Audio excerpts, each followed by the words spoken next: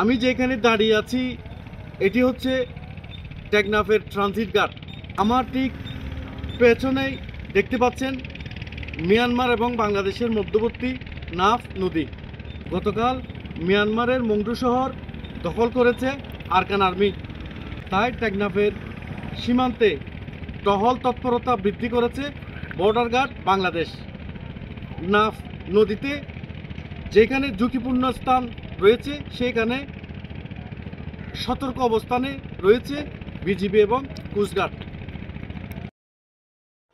মিয়ানমারের রাখাইন রাজ্যে উদ্ভূত পরিস্থিতিতে টেকনাফ ব্যাটালিয়ন 2 বিজিবির দায়িত্বপূর্ণ বাংলাদেশ মিয়ানমার সীমান্ত এলাকায় নাফ নদীতে টহল তৎপরতা জোরদার করা হয়েছে।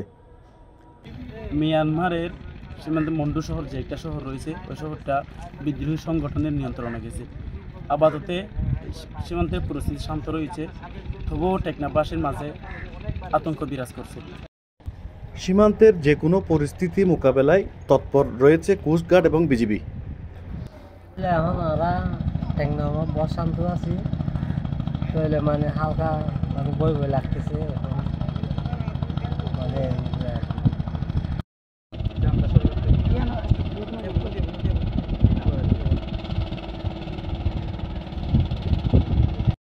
টিভি আসি তারা মানে টল করে তারা দিন টল দেয় আর কেন আক্রমণ ন এভাবে আর তারা মানে তারা বুড়া পারছিল আর বাড়িতে নিবে দুম দম ঘুরে ঘুরে রাতে এলে মানে আর একটু ডর লাগে আর তরফান গা তরফান লাগে এই কি বাসে বিজিবি হাজার সারাদিন নদী আসি এই নদী তারাই আমি ভিতরে তারা একটা জানা আর আমি জানি।